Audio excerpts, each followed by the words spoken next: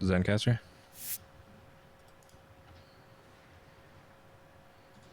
Hello, and welcome to the Six Figure Developer Podcast, the podcast where we talk about new and exciting technologies, professional development, clean code, career advancement, and more. I'm John Calloway. I'm Clayton Hunt. And I'm John Ash. With us today is Kelsey Hightower.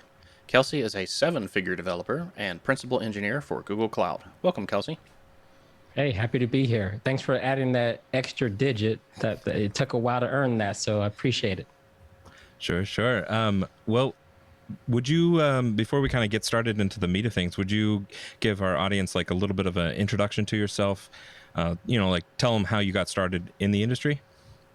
Yeah, I'm one of those people who, self-proclaimed, self-taught, I guess software engineer, technologist, started my career system administration, and then kind of made the pivot like so many do into software engineering. Lots of open source work, a lot of product work, and most people may know me from my latest endeavors around Kubernetes and cloud. Okay. And then so what are you working on these days?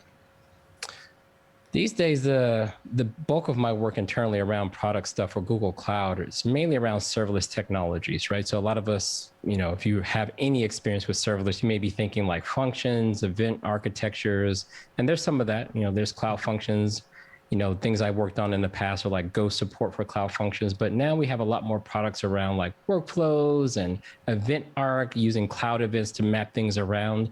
But more importantly, a lot of the work I'm trying to do is we made a big step from VMs to something like Kubernetes, right? Yeah. Package your app in a container and then use a declarative model to help determine how it should run. But what's the next logical step? So a lot of my work is imagine a world in the serverless world where we solve the serverless compute problem where you give us your container, your application, and we run it multi-regional, globally, with no restrictions. So there's a lot of work to get to that point because today you have to make a bunch of trade-offs in the serverless world, cold stars, type of protocols that are supported. We're really working to make that go away. Cool. And you've also been speaking a lot recently about GitOps and Kubernetes and serverless, as you mentioned, and infrastructure as data. I spent a lot of the morning watching some of your past presentations for GitOps in particular, and wanted to know if maybe you could step into that a little bit and just start with maybe a brief introduction of what GitOps is. Yeah, so I think this GitOps kind of pattern. So it's funny, if you're a software developer, you already know what GitOps is about, right? You write some code, you check it into version control, and typically you'll tag a release, and then that release will go through some chain to turn it into something that's deployable. In the GitOps world, the thing we typically check in is closer to the final artifact than source code is, right? Most people don't deploy raw source code to a server and then the server does the build. We don't really do that. We package it first. In the GitOps model, we typically are talking about developer configurations or operations configs, like, hey, I need this app running in this way with a load balancer with this config. You can imagine articulating a lot of our infrastructure concerns in this model. So when people talk about GitOps, I think it was fair to say that before GitOps, a lot of people would like do config as code, where we would like write a bunch of, I call them scripts, even though I used to work at Puppet Labs.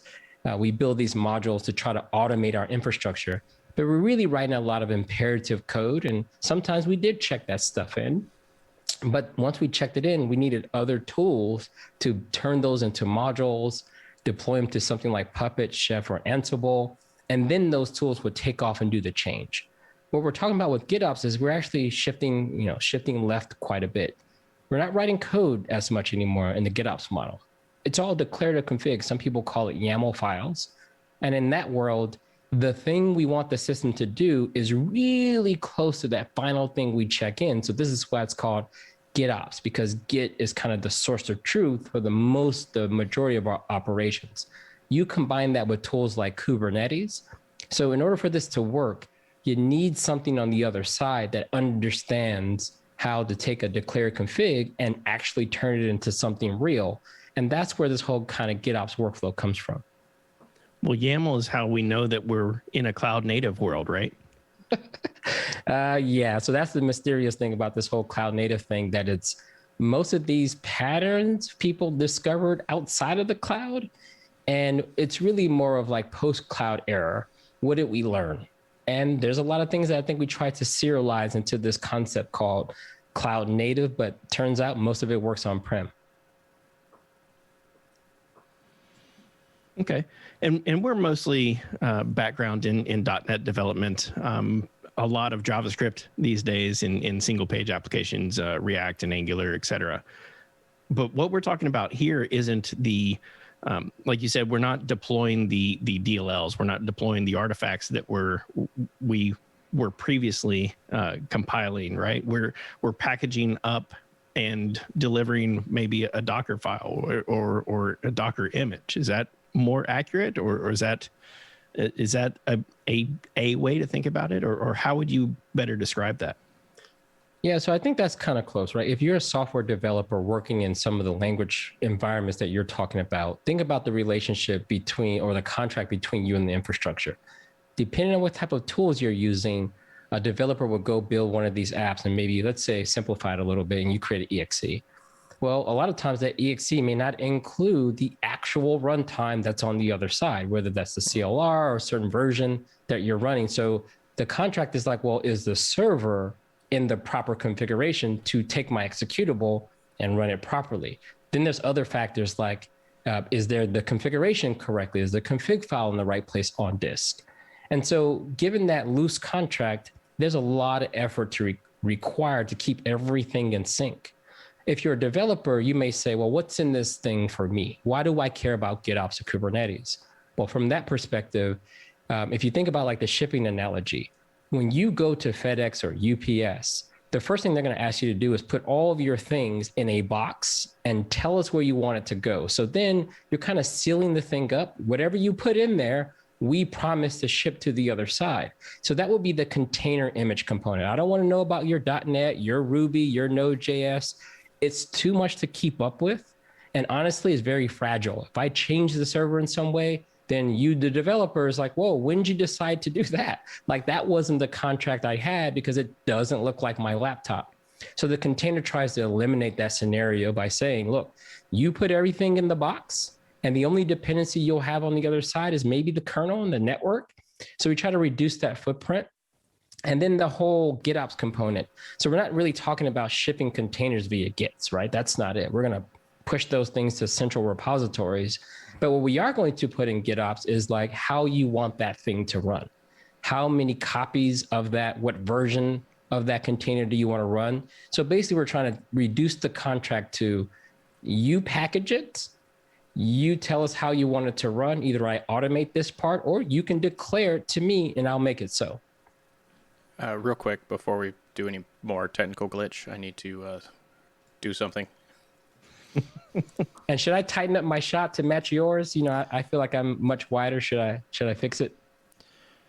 Oh no, it's I think it's fine. Yeah. I mean, you can do whatever you want, I guess, if you wanted to. But it looks fine on our end. I'll adjust it. I have a fear of missing out right now. Oh, now lost him completely. No, real quick while he's doing that, and I got our technical glitch fixed. Is there any questions from chat that we might be able to address? Yeah, and we did get a question off of Twitter a little earlier today, so we'll be sure to ask that one shortly. And HA990 or HA990 is that? Thank you for the follow. Appreciate it. Yeah, I don't know how to pronounce that either. All right, technical glitch fixed. I was technically recording everybody's audio through mine, so sorry, John. Well, that's why we got multiple copies. We're good. All right. So what you're talking, so you're talking about there, you're talking about shipping the container, building the container, right? And then what we still need to have this bit of configuration, or sort of like how many copies, how many instances, and this is I think where that sort of that concept we've talked about, or we mentioned infrastructure as data, and the configuration part comes in, and that's what we're talking about also needing to be sort of kept and held and housed, and that's a pretty new concept for housed in Git and controlled in Git, right? And that's a newer concept for most of the non-dev, the operations side of things, a little bit more. Yeah, it could be. I think there's some people who, if you really squint at it, putting that deploy script, you see people do that. Yeah. You got the deploy script, and look, it's not data. It's very imperative in nature, but it was closer, right? Like, here's my app. Go ahead and build it using the build script. When you're finished, then use the deploy script. And in many ways, that brought the contract a little closer. I mean, you would have to parse the script to figure out what the hell was going on. It was probably fragile. But what we're doing is kind of uplifting a lot of that information and turn it into something that's a little bit more structured, because now we can build policies around it. We can scale it a little bit better. So I think that's the proper way to think about it. Okay. How do we do this with something? I mean, Kubernetes is obviously like exactly designed to do this, right? But how do you do GitOps with something that's not Kubernetes? Is that possible? Yeah, so the way to think about Kubernetes, we often refer to the Kubernetes resource model, the KRM. And so that part in many ways can be decoupled. Let's say you're not even interested in containers at all. Like, that's just not something you're worried about.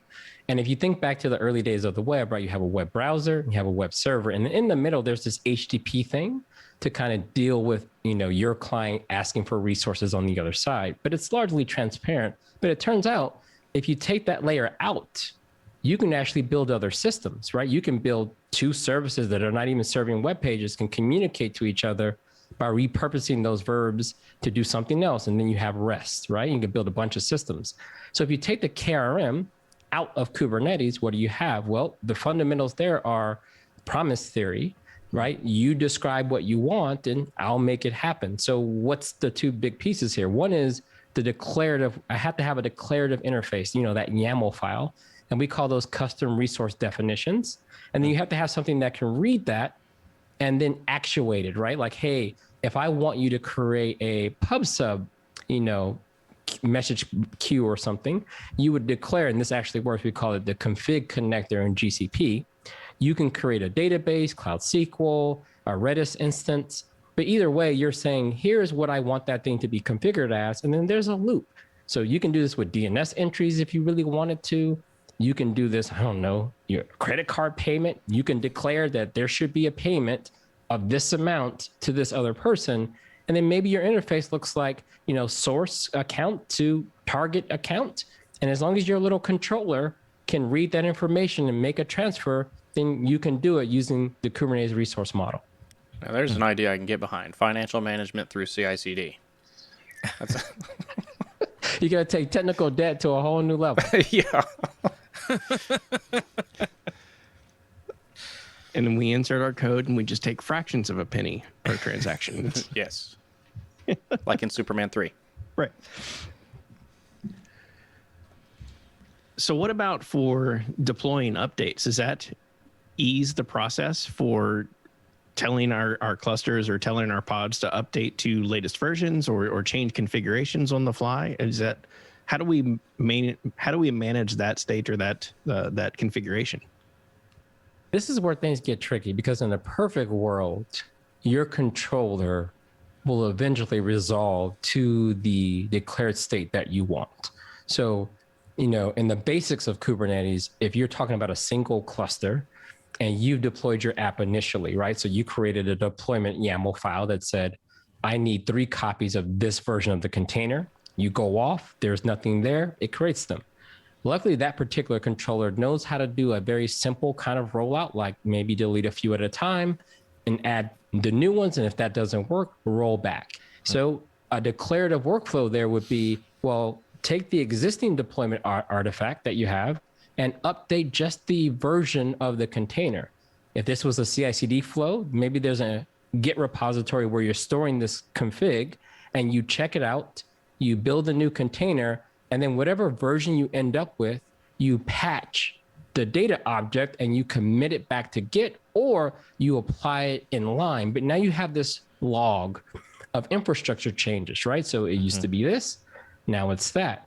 And now that controller has to do the harder work of taking that declared state of new version and doing everything possible to roll it out over time. And if that isn't working, then you're gonna have to probably make a new commit with a new version that will eventually roll out. And that's where the gap is today. So when you hear GitOps, what a lot of people don't talk about though is if you're using a tool like Puppet, Chef, and Ansible, they're a little bit more mature in this regard. When you declare what you want to happen, there's typically some reporting infrastructure that says, you asked for this, but here's what's really happening. And that gives you a way of saying, oh, that is not what I wanted, or I didn't want that at all. Why is it even there? And so that's what's missing from the Kubernetes ecosystem, because to get that in the Kubernetes world, you would have to comb the Kubernetes API and take all the things it knows about, look into your various Git repositories, because typically there's not going to be just one, and try to determine, is this reflective of what's actually running? And that's the part where it's just not a solved problem yet.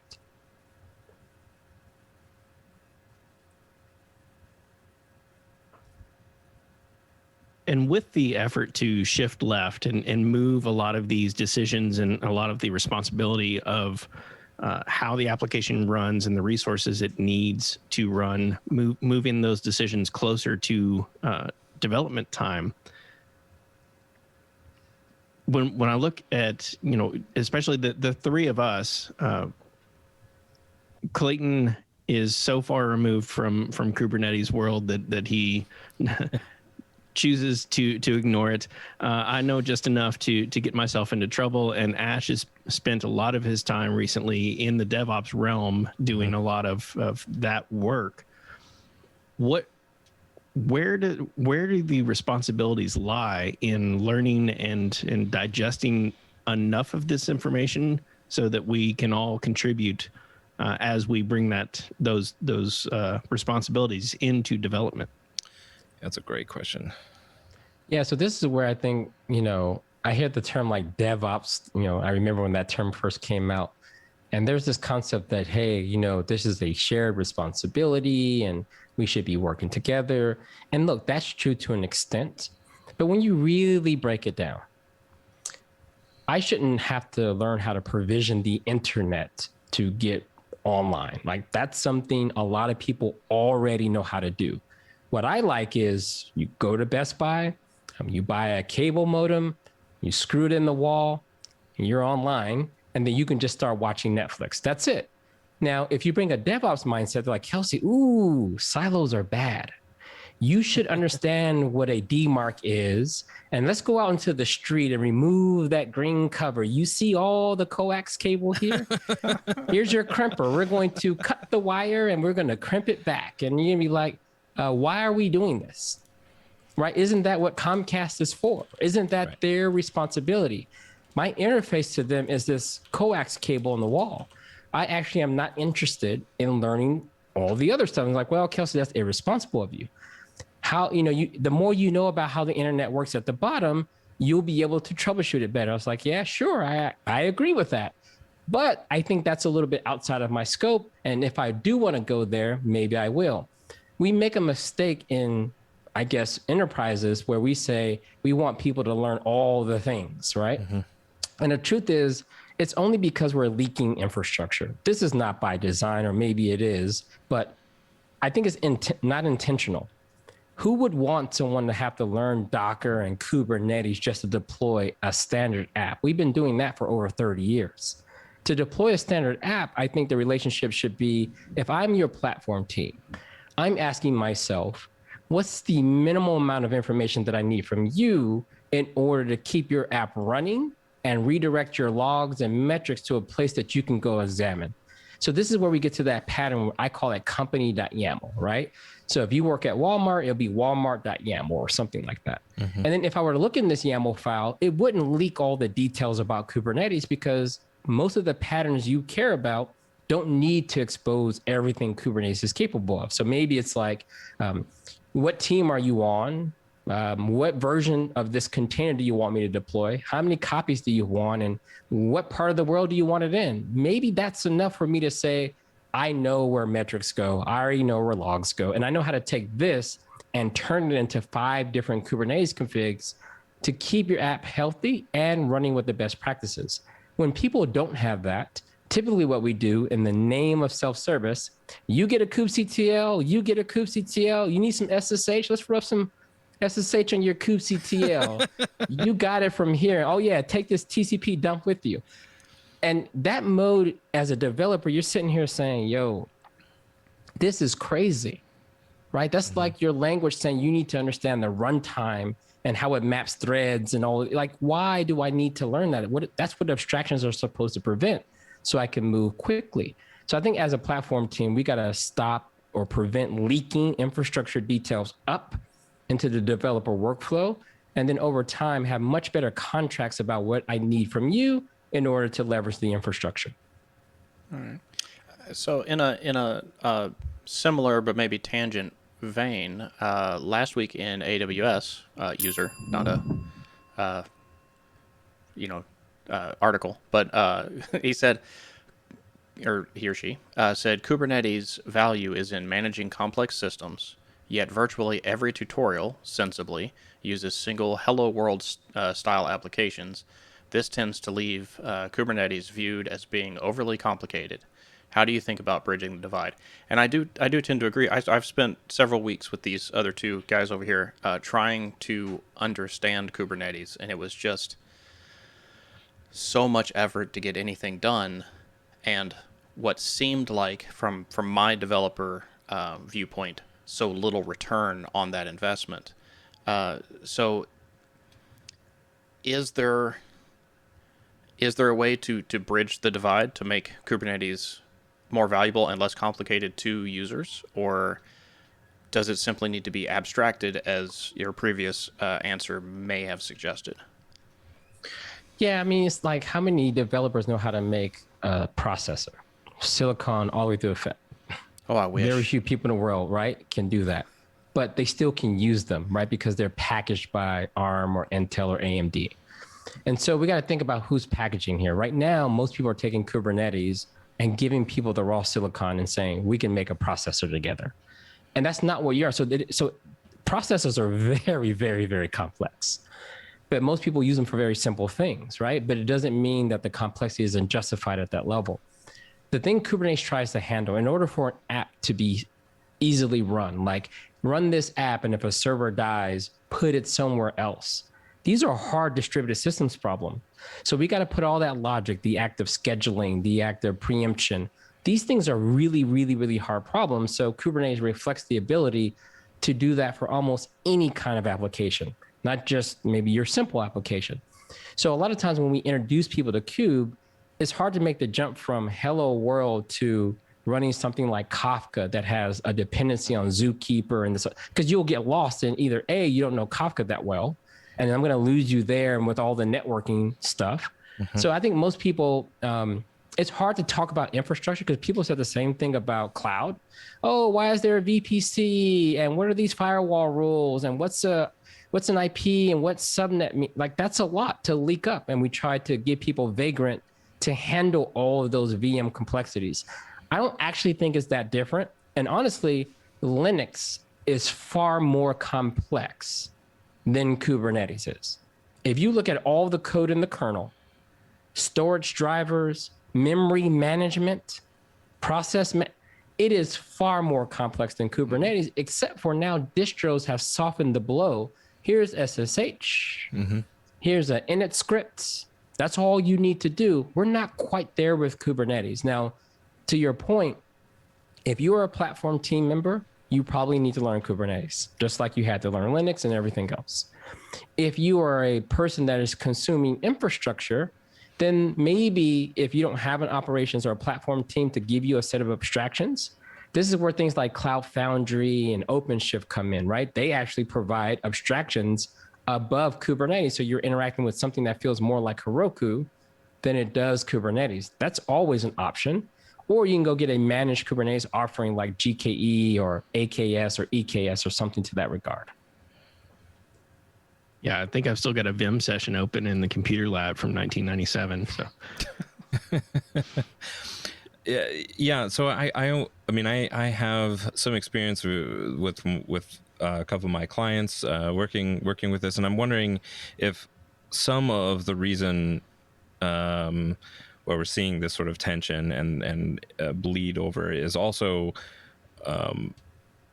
from where the actual like adoption is happening. So you have like I'm seeing in plenty of enterprises that they're the way that they they're still kind of on. They may be moving from on-prem VMs to cloud VMs, right? Whereas like the dev team is like ready to spin up images, and the dev team's like, well, I need to have something that I can run these, and the platform team is like, well, we're still trying to get there, right? So you kind of have, and then you have also smaller shops where you have smaller teams where that you're just wearing more hats, right? You just have to wear more hats, and that's just the way that it is. And so I wonder if like perhaps like what it sounds like you're talking about is which sounds fantastic, right? From a developer perspective, I do the DevOps. I enjoy it. I work with Kubernetes, but if I could just get someone else to like take care of that abstraction so I could get back to development, it would be really, really fantastic. And like, I think, I mean that image that you provided there is really, really enjoyable. We have a lot of maturity to do in this industry. You got to remember, a lot of people are just figuring this stuff out as they go, and the first thing that works is presented to the company. A lot of this isn't designed. Yes. Right? Like if you take this mentality to building houses, people are like, hey, I found something that we can put on top. What should we call it? The roof. It's like, oh yeah, that looks good up there. And then it rains one day and it's like, yo, why are we all wet? It's like, I don't think that was the right thing to put on there. So they go online, hey, where is the thing that prevents people from getting wet in the house? And they say, oh no, you should be using wood. And it's like, oh, I didn't think about that. I didn't get the part about the shingles. We'll get there in the next iteration. That's what a lot of people are doing right now. And it's not that no one knows this stuff. It's just that we've been piecing together so long that we haven't stopped and said, hold on, time out. What are we trying to build? We bought a lot of stuff. We've configured a lot of stuff. Frankly, we copied and pasted a lot of stuff.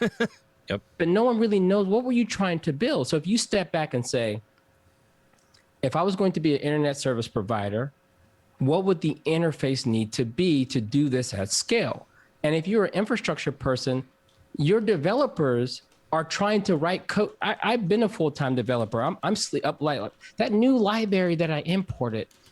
I don't know if it's going to hold up under load. I think it's good, but I'm not sure. And I'm already worried about app infrastructure. Like, are my libraries going to do the right thing? Or is there going to be some security vulnerability? I don't have the mental capacity to think about that at every layer of the stack. If you knew how to do that, more power to you. But again, as a platform team person, if you stand back and ask what the interface should be, more than likely will be check in your code, give me a little bit of metadata, and my goal is to make sure your app is running healthy and you can find diagnostic information over here. Yeah, because we don't want our infrastructure to look like our node modules folder. Oh no.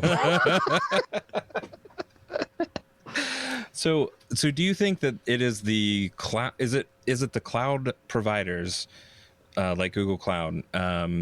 Is this their responsibility for developing that abstraction? One, and then, or is it the enterprises, the platform teams themselves, their responsibility for sort of bringing that? Or, and then the other thing is, if it is the cloud provider's responsibility, how do you how do you get the enterprise's platform team to allow that abstraction to pass through the platform team to the developer? Because even where we do have good abstractions that the cloud providers have provided, I've seen plenty of enterprises go ahead and obstruct their own even more convoluted abstraction layers so that they can still have a control and a finger and a pulse in what's going on. Yeah, it's definitely the cloud provider's responsibility to service their customers, right? So if you want email, you can fire up Gmail or Google Workspaces, right? Done. There's no spam assassin, postfix versus send mail. That's out. Boom, create your email address, off you go. And so that's like the extreme level when we all agree, right? It's just email, man, right? Just send the email, get the email, read the email, delete the email. We're done. But when you get to infrastructure, everybody wants to do whatever they want, right? Some people say, hey, man, I want to drive my tank. Like, well, we don't, no, this is the freeway, asphalt, tires, we're good. No. I have a tank. It's like, but dude, you don't have the right traction. This is going to end up bad, but I want to drive a tank. So I'm going to give someone money to let me drive my tank. So then we say, damn it, we got to support tanks. We're going to have a special lane on the freeway for tanks. Turns out everybody has a different style of tank. Some are small, some are big. So the enterprise is like, we have so much money, you're going to eventually do what we want. Or the typical pattern I see is make the new thing work the old way. Yeah. Right? Oh, that serverless thing looks great.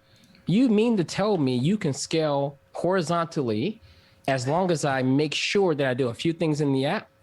Okay, but I've been writing apps for 30 years. So how about this? This is the deal I make with you. You let me run WebLogic from 30 years ago on Lambda, and I'll give you triple. And you say, no, that won't scale.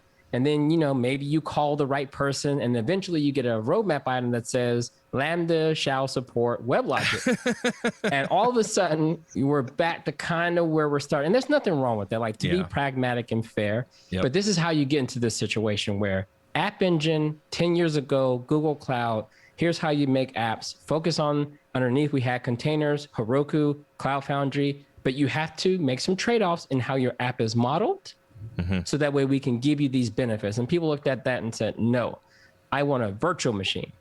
So you get a virtual machine. So cloud providers have multiple offerings for this exact reason, because no one's going to settle on the same pattern or be willing to adjust what they're doing to take advantage of it.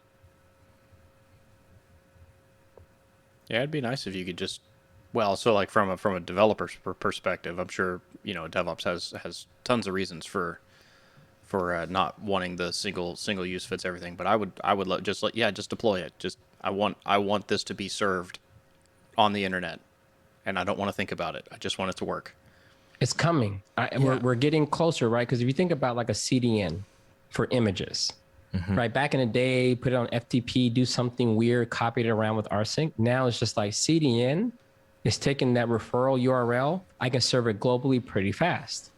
There are some other app tiers that I'm starting to see, like the, if you think about some of those like JavaScript frameworks that are just like Vercel, for example, you write your code using one of the popular frameworks, they essentially just shove that across the web, browser shows up, it gets the app fast, everything happens client side. Mobile devices, right? These things. There are developers that are writing apps that get updated twice, 3, 4 times a month to 100 million devices with no DevOps team to be found. That's what happens when we agree on some things. And I think that's going to come to compute side as well, at least be an option. And we've got another question on Twitch from A. Summers. And I can't read it anymore. To Kelsey's points about minimizing config for the application developers, what are your general guidelines on I should create a CRD for this for your teams? I find that there's tension with developers not wanting to dig into the details and layers of magic being introduced that make things seem more complicated than they are. Yeah, so I think 3 letters that are missing: SLA, service level agreement. when you go to the airport and you buy your ticket, your contract, and they tell you that this flight's going to leave at 1 and it's going to land at 4. And the whole experience from that point on is check in my bags, find my seats, and ideally the ride is smooth, because if not, that's a problem. I'm turbulent. We ain't going for this. It needs to be smooth. And I want to get off on time. And typically when the airline is late, they apologize. And I think that is the SLA we come to expect from the aviation industry, right? We even have lounges where they give you food. They even give you food on some of the flights, and movies and internet access in the flight, because they're so focused on the customer experience. All of this is complicated, right? Do all of this in a mail flying tube? This is crazy, but I don't have to think about that as the customer. When you start talking about CRDs, these are implementation details. I don't want an email from Delta telling me how they're going to outfit their planes with internet service. Like like maybe that might be cool to know, but that's not really what I'm interested in my relationship with the airline. Would it be better to me troubleshooting network outages on flight? Yeah, probably, but that's part of their service. So as a platform person, when I think about a CRD, if I go to my dev team and say, hey, what's the problem? Yo, we want to be able to roll out our applications by going one zone at a time. And then when that zone is done, move to another zone and then to another region. And if this metric is too high, we want to roll back. So I noodle on it for a while and say, okay, I see what you want. How would you do it manually? Well, here's what we do today. So we understand the problem. Maybe we make a few trade-offs in the steps. Then I can go now to serialize our culture into Kubernetes by creating a control loop that says, if you give me the list of zones and what metric, then I will go and do all of the things. Oh, for the developer, since I'm in the customer service business, you need 2 lines of YAML, region list, metric to care about, and then that's it. You have no idea about how complex my control loop is. You don't know about that sliding window that I'm doing in the metric system to make sure it's not blipping on me. That's not your job. And I'm trying to provide you that level of detail and service so you can move quickly. So your relationship is the feedback loop. And if you're a developer, you may take a break from app code and say, you know what? I'm going to go pause, switch roles for a while, build this kind of interface for the whole team, and then get back to it. And that's a valid path as well. And welcome, Raiders from CLW. Appreciate you all for joining us. We've got Kelsey Hightower here for the recording of the podcast, talking about GitOps and Kubernetes and cloud native and serverless and all of the latest and greatest of the buzzwords. So welcome. Yeah. So what for GitOps and for Kubernetes, we've even talked about a little bit of serverless. Is there some places where what resources would you direct people to if they're looking to sort of get started in those things or trying to understand that more deeply? I think Weaveworks, they're a nice startup. They have a lot of tools in this space. Alexis, the founder of Weave, and if you don't know Alexis, he also invented or founded RabbitMQ, big part of the CNCF movement. But they really coined this term GitOps, maybe after it was being practiced by folks, but they have a lot of good resources and materials around this. I did a couple of talks with them at some of their virtual events. They have a tool called Flagger that really fills in the gaps in GitOps, some of the imperative things that I just mentioned that don't quite fit nicely in the GitOps model. Over at Google Cloud, we're also looking at things like the config connector, which actually uses, and we have a thing called config sync. What it does is it tries to use Kubernetes, a controller that can watch n number of repositories to keep your cluster in sync with what you've described there. And it gives you a way to model, like if you have a hierarchy of clusters, you may say, hey, these service accounts, these are things that people use to give identities to their apps. Well, these should all live in these 8 different clusters. So if you take a look at those tools, now, one thing I'll warn you is that it's early days. We're like on year 2 of this whole GitOps practice. So what we're going to need is people who have experience with Puppet, Chef, and Ansible. Those are the people who I know get it, and they'll look at GitOps and say, I see what you're trying to do, This is an improvement in some areas. It's a step back in others, and bring that experience to the table and just help kind of mature this thing up a little bit. So at this point in the show, I normally ask our guest for advice on leveling up their career. But we had a question from Twitter, a Brian, hope I'm saying this right, Lyles, that falls into that category, and it was actually a pretty good question. So if you were able to start your career all over again, what lessons that you have learned, what lessons have you learned that you apply to your... Yeah, I think I get the gist of his question. What right? lessons have you learned that you would apply to your new career? What would you do or not do based on what you have seen? Yeah, I think I would have. See, there's a lot of contentious things that until you get those things that you can say this. For example, titles don't matter is only true to the person who has all the titles they ever wanted. So there's a little bit of empathy required for some of this stuff. So some people will listen and say, Kelsey, you're only, yeah, but that's where I am in my career. So I can only give it to you from my personal perspective. Looking back, I can truly say that the tools don't matter because they won't be around long enough and you're going to outgrow them, or you should evolve and grow. And when you do, it's going to be okay. So I remember when I started, I'm a Linux system administrator. I'm a Red Hat Linux system administrator. And I was scoping my abilities down to the thing or tool in front of me versus focusing on the fundamentals. And if you focus on the fundamentals, then those skills, they transfer quite a bit. Titles are important. And when I say that, again, given my context and experience, you're going to work towards whatever the goals the companies put in front of you. So if going from an L1 to L2 means something at your company for money, respect, whatever it is, cool. You need to go do those things as you build up your career.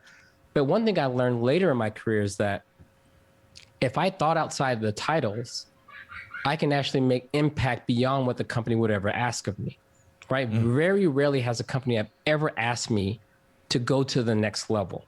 Right? If you operate within the HR box, you kind of stay in there and you can get a bit frustrated. But when you're not afraid to peek around the corners and start learning about impact, sometimes impact will come from things outside of your job description. We've all met those people or have once been those people who said, I didn't get any training on that. Therefore, I don't want to be involved in trying to figure that out. When I get some training, then I'll show up. And I think what I mean by title doesn't matter is that it shouldn't limit you.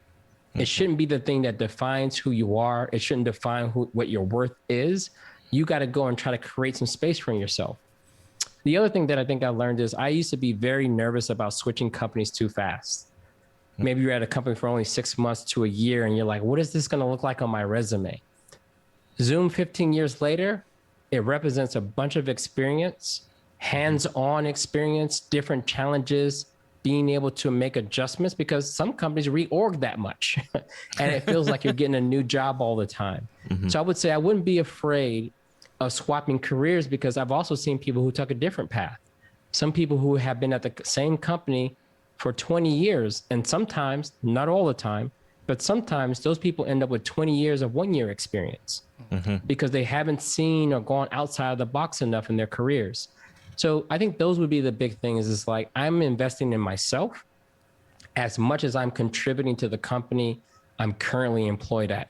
And I think if I knew that earlier on, I might've did a few things a little different, but looking at where I am now, a little bit of survivor bias here, a little bit of luck here. I'm glad I took the path that I took.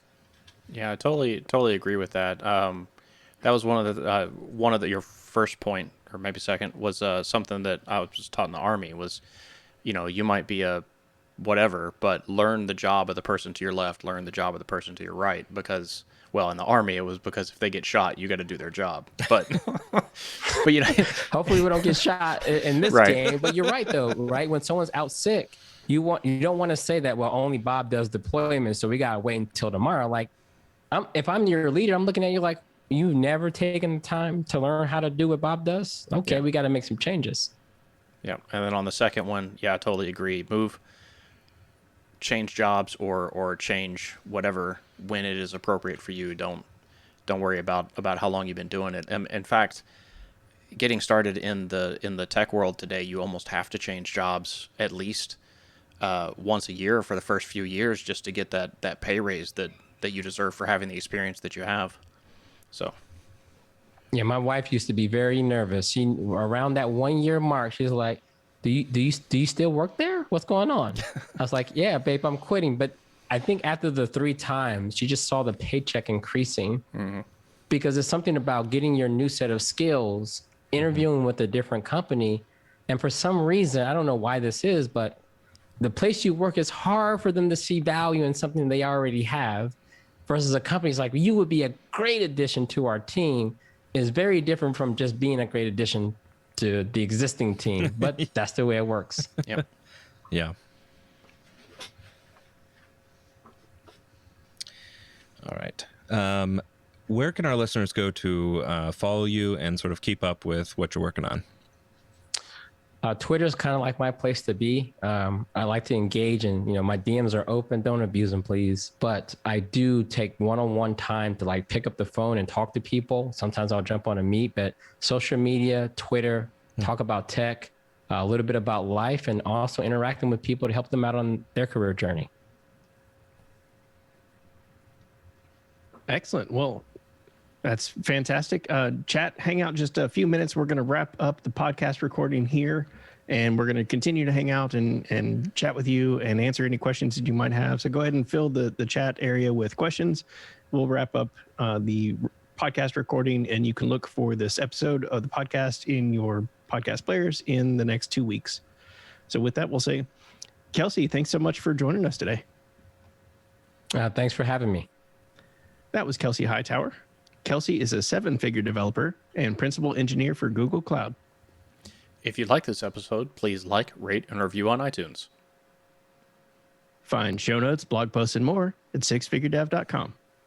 Catch us live each week on Twitch, and be sure to follow on Twitter at sixfiguredev.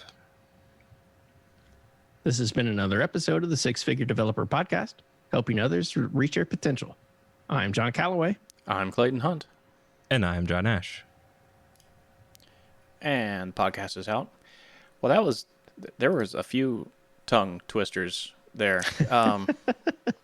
But I have to say, you are a master at coming up with, and maybe you weren't coming up with them on the fly, but at coming up with analogies to describe something. These are on the fly, by the way. I've noticed that. I keep my local recording because I had a really good set of analogies once, and I'm sitting here like, these are good. I should write them down.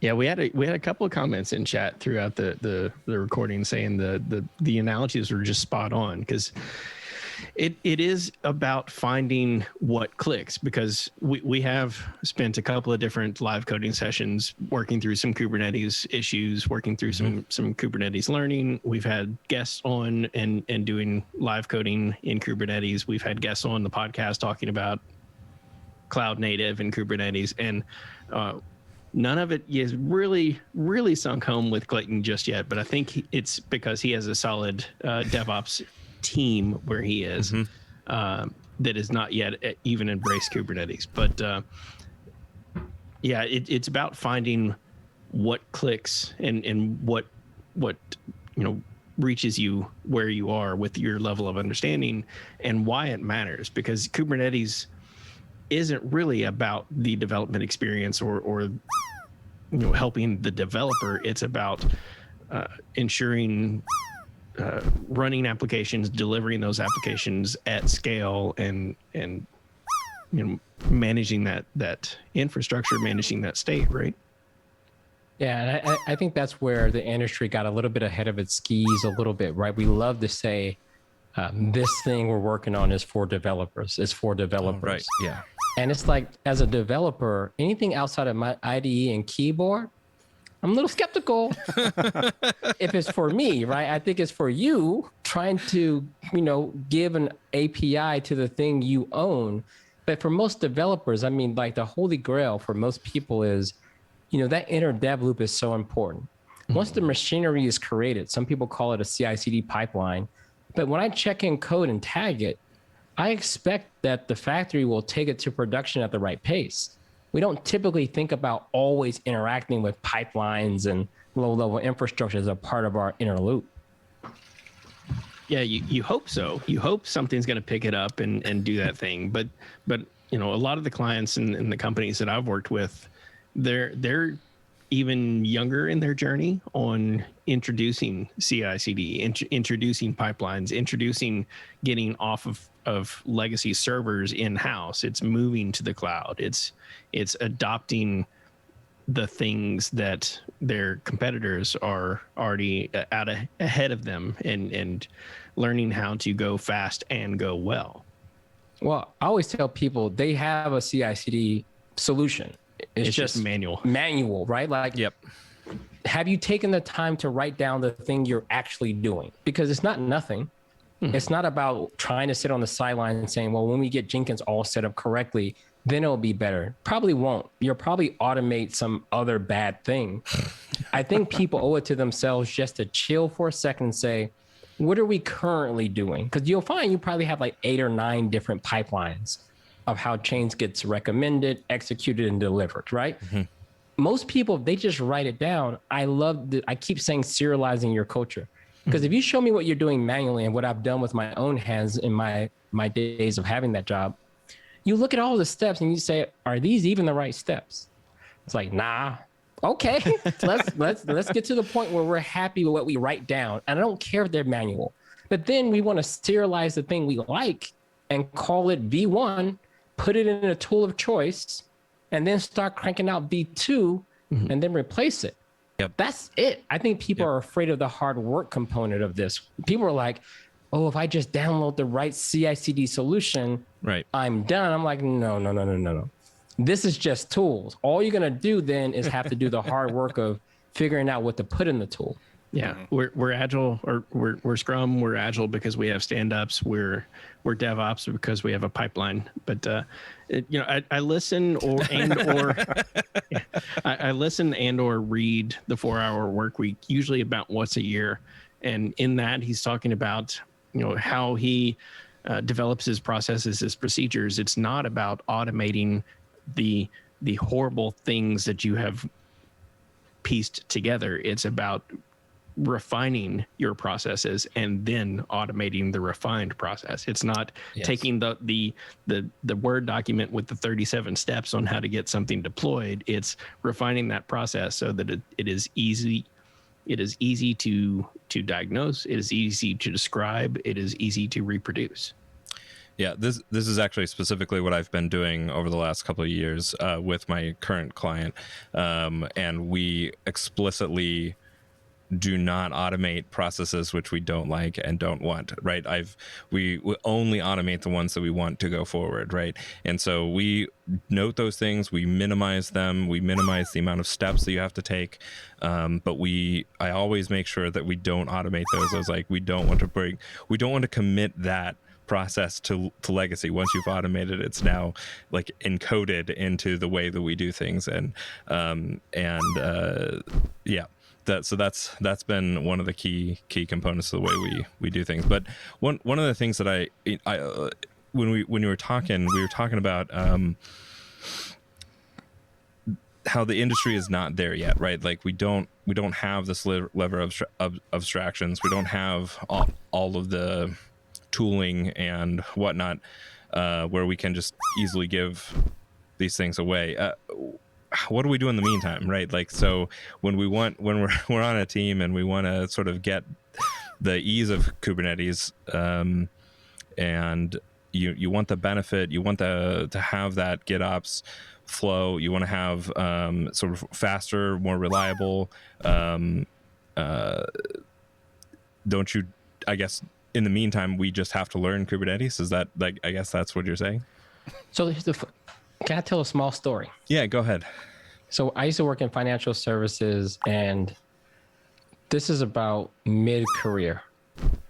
And I remember coming to this company, there was so much process and structure for good reason.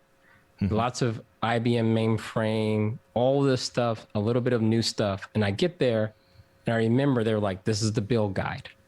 And some of y'all may not know what that is, but you get this Word doc in SharePoint that you get check out. It's version 2, and you're not quite sure what the right date is. And you pull the build guide down, and everything is cool for the first like 827 steps.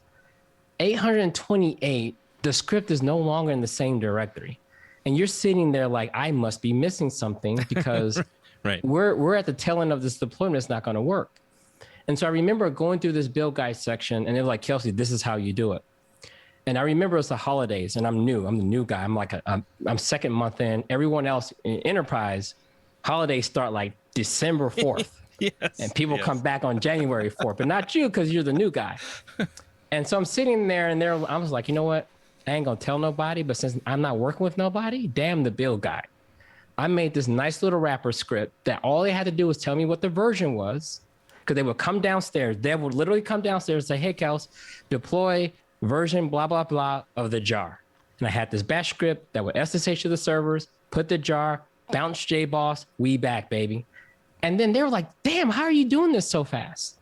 I was like, I don't know. I'm just focused because I wasn't supposed to be using this bash script, but I was killing it. So when everyone came back, all the devs were like, we love whatever Kelsey's doing because we went from like 2 hours to like 10 minutes. Mm-hmm. Yeah.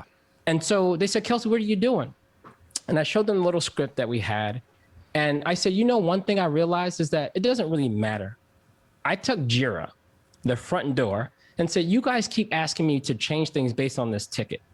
So I created this with a partner of mine, had a small team at this point. We created a tool called Mr. Resetti. And it's a character from like, I think Animal Crossing or something like that. If you turn off the game without saving it and you start it back up, Mr. Resetti will come out and say, see, now you didn't reset the game. We're going to wait 5 minutes before you can play so you understand the value of saving your game. So my friend picked the name. So what I did was at this point, we had matured to the point where I packaged all the apps in RPMs, put them in repositories, fat RPMs too with the jar, JBoss, and Java. So we didn't have any dependency issues. And had Puppet and all these things. But I realized that that's just too many missing moving pieces. I ended up going to Jira and we created a new ticket flow. You open the ticket knew who you were as a developer, and it knew to populate the dropdown with all the signed RPMs that were built from Bamboo at the time, and they would just be in this dropdown. You click on the dropdown, and the company was pretty scared of automation, so they wouldn't let me just scrape the Jira ticket just in that state. It had to be assigned to someone. So we just say, look, all tickets automatically get assigned to Mr. Resetti. And Mr. Resetti would say, thank you for opening the ticket. I'm verifying your deployment now. And then it will go and check the RPM database, make sure everything was there. And if it was in the RPM, was available, it would leave a comment in the tickets like, now I'm about to deploy to your servers. And it will list the servers and basically was piping the logs from the automation steps. Sure. Yep. And so then the team was like, yo, this Mr. Resetti guy you hired, he's on point. He's even faster than you, Kels. I was like, I know, man. Like all deployments go through Mr. Resetti. And so to your question is, I think the perfect platform is actually where change happens. It's not really about Kubernetes, Puppet, Chef, all these things. If I were to go to a typical enterprise, the first thing I would do is just be quiet and just watch where change starts. If your company opens tickets, I can care less. Maybe you have a professional that knows how to make Jira workflows. More power to them. I'm just going to look for a ticket in this particular state. It's been approved. And so now I put metadata in the ticket. Remember that company.yaml thing we talked about? I can append that to the Jira ticket. And so then a control loop like Mr. Resetti will say, show me all the tickets that are approved, grab the metadata, and then go start using Kubernetes and whatever. And as you're done, you say, hey, here's your URL. If you have any problems, assign the ticket to one of the team members. And then at that point, to end the story, PMs did their own deployments. You pick the version, you go through whatever approval process as long as it took, and you hit save, Mr. Resetti will kick in. Yeah, we've got a question in chat about that. Why were they opposed, or why weren't you supposed to use the bash script? Why were they opposed to automation? So this is what I talked about earlier around empathy and maturity. One thing that I didn't have when I started that company was trust. I'm the new person. What have I done to gain the trust of the whole organization, CTO, various team members. I haven't done anything. So all I did was create a bash script that works for me. Was it going to work for my teammates? How error prone was it? I haven't proven any of that yet.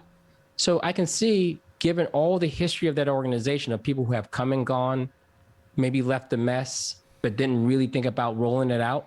That's the level of maturity that I didn't have when I started. So people probably looked at it as like, this guy may not even be here long. Why would we take this process that doesn't account for all the gotchas that we have documented so elegantly in SharePoint? So what I learned was the reason why they didn't have the trust is because they didn't know how to do it. Mm-hmm. It was running on my laptop. It wasn't productionized. So when we moved it to Jira, that was the first olive branch being extended. Hey, let's just use Jira. Show me the ticket flow again. Gotcha. This is what you need. Okay, you need an audit trail. And all I was doing was getting to yes. Everything was about getting to yes. You told me no, I can't use the bash script. What can I use instead? Everything must go through a Jira ticket. Gotcha. Now the bash script, we just called it Mr. Resetti. And once it proved itself, then that became the way. Yeah, I've experienced that before. Like I've optimized processes or created a tool to do a job, and the number one response to that is, who's going to maintain this when you're gone? It's like, who else knows about this? Nobody? Okay, we can't use that. But this literally saves a whole day worth of work. Yeah, but no one else knows how that works, so we can't use it. And I've had to do very similar to what you were saying, where you do a very painfully slow introduction to the concepts to slowly get that yes. And we started printing out docs like, hey, click here in Jira. Here's what's happening here. Here's who did it. Here's who agreed to it. And I noticed that level of documentation was all about gaining trust and confidence.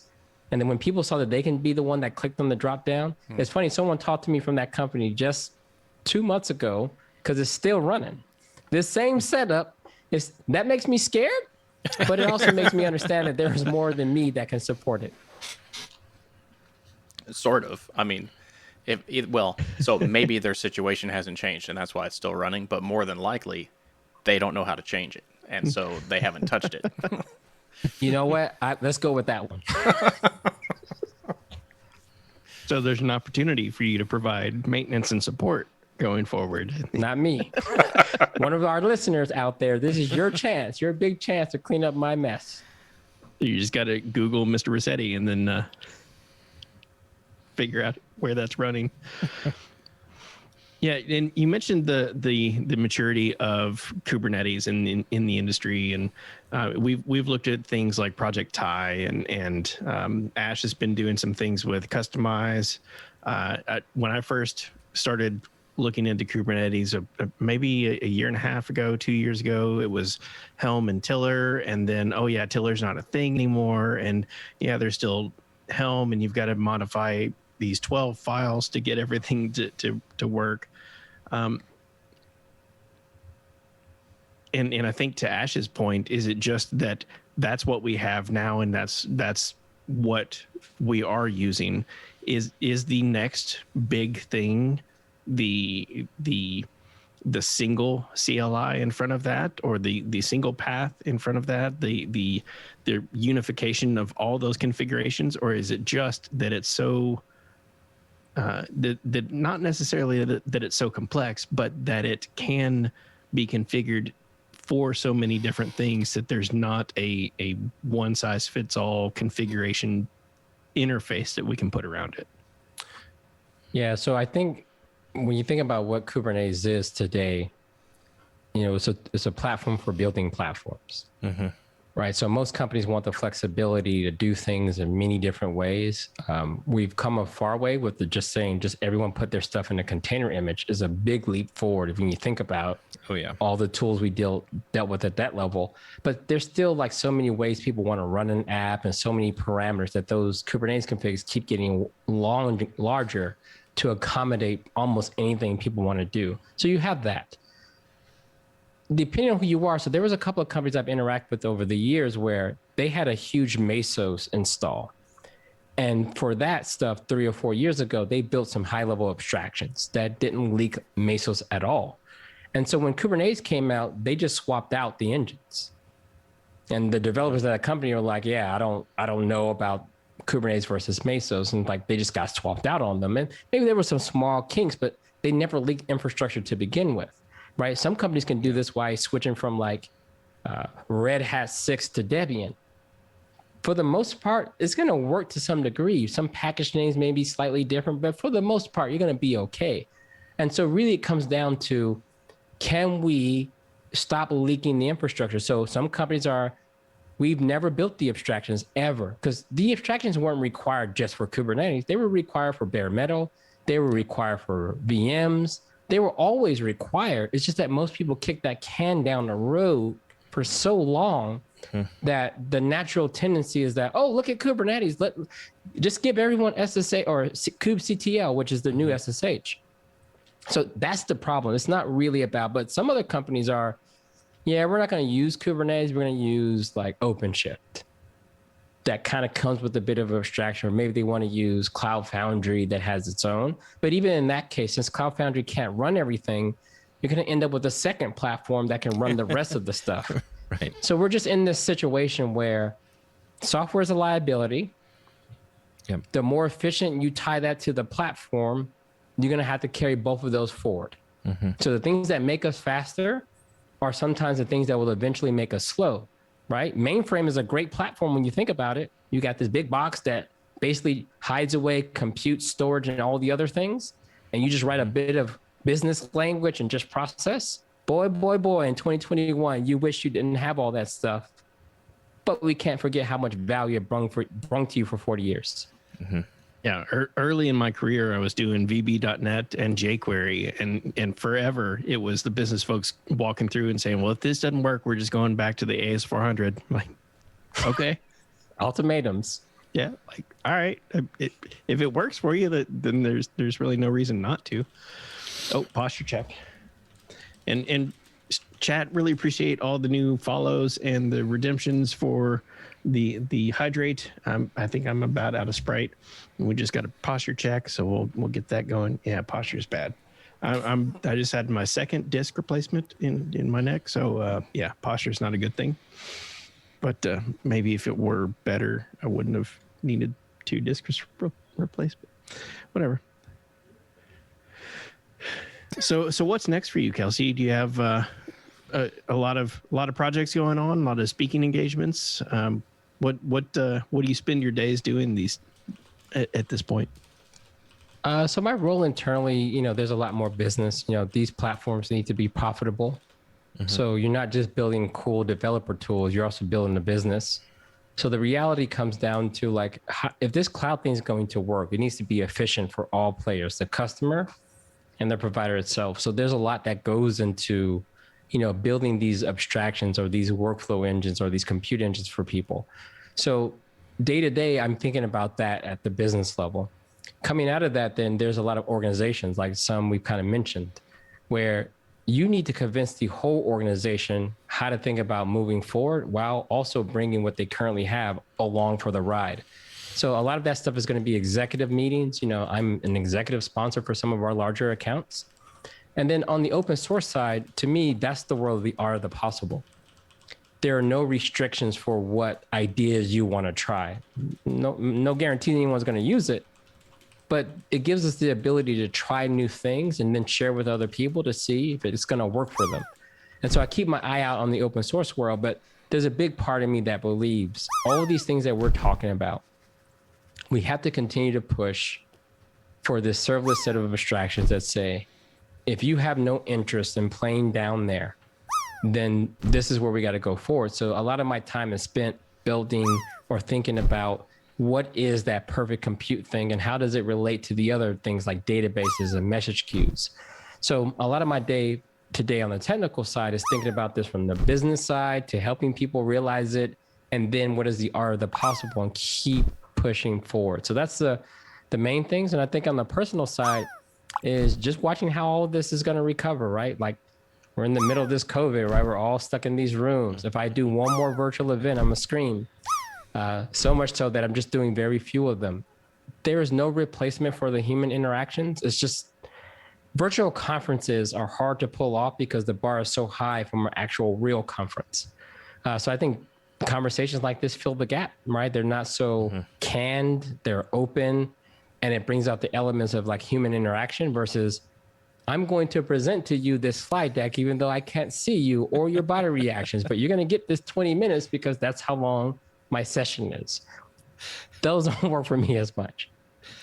Yeah, Clayton and I actually run a user group as well, and we've had to go virtual.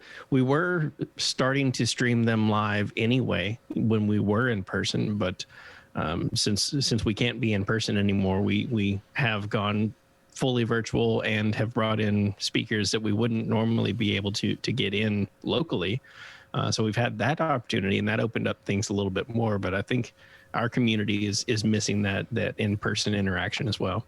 You bring up a fair point because I have met a lot of new people.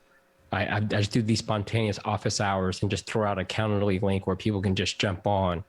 And you're right, because, you know, I guess some of these events do become these kind of walled gardens. If you don't live close or you can't get there, then you're kind of left out. So I guess we all kind of learned a little bit of how to open up our networks just a little bit more and then integrate and participate with people who we don't typically spend time with. So yeah, that is a kind of a net win.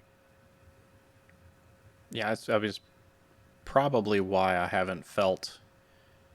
I'm not super social, and I haven't felt like that lack of human interaction during this whole lockdown thing.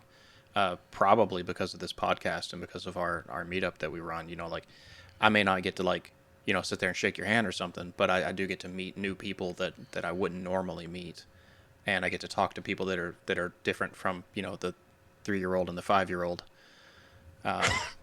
So I think that's been helping to keep me sane. I don't know about John and Ash, but wait, am I the 3-year-old or the 5-year-old? Ash, or which? Ash has a beard, so he's the 5-year-old. He's the 5. Okay. Yeah, and I don't know, Chad, if you can hear, we've got some children crying. Ash has a couple of young ones as well, so there might be some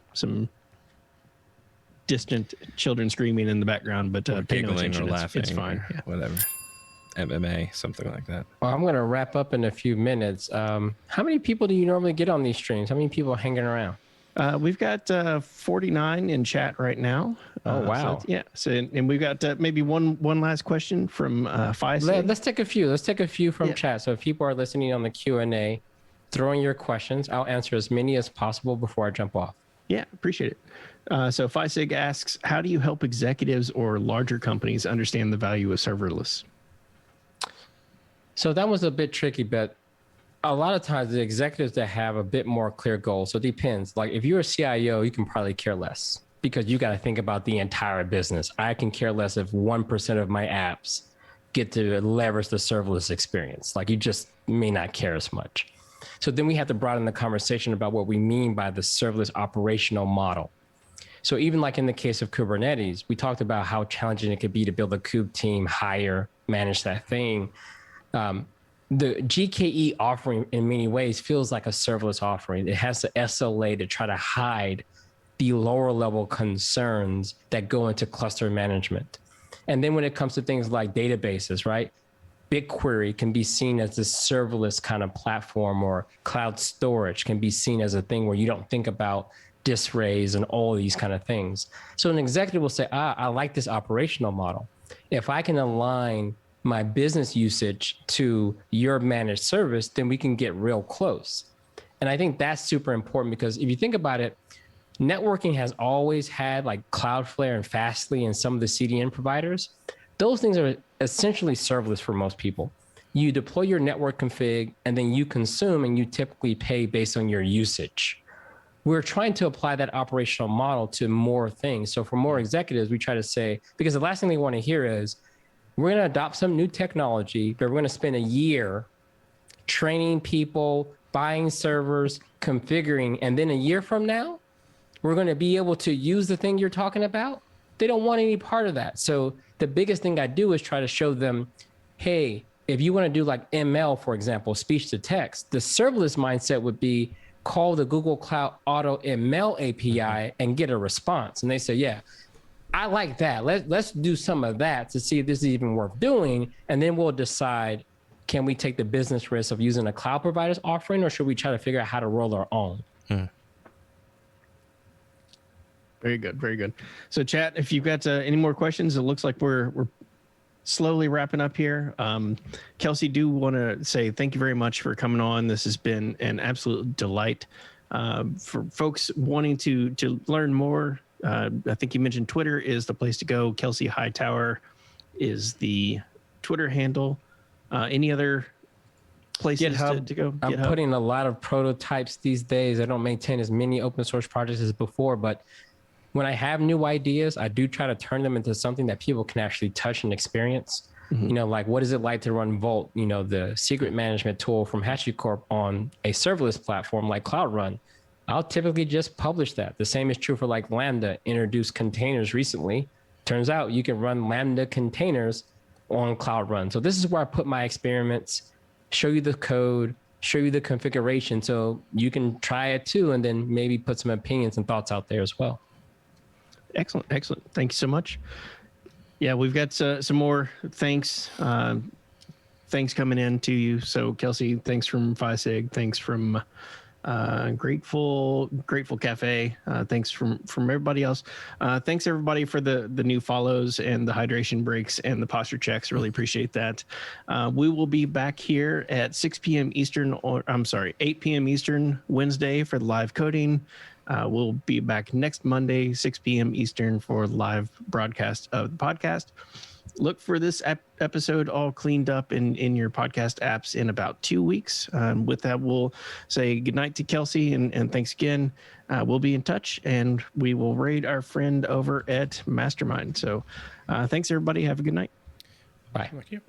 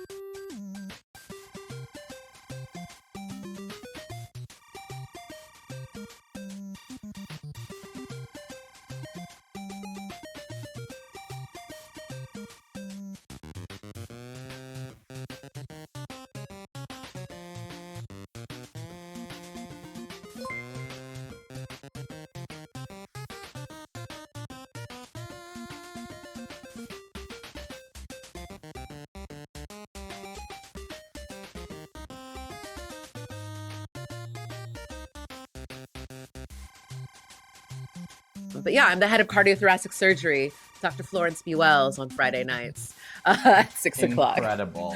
Incredible.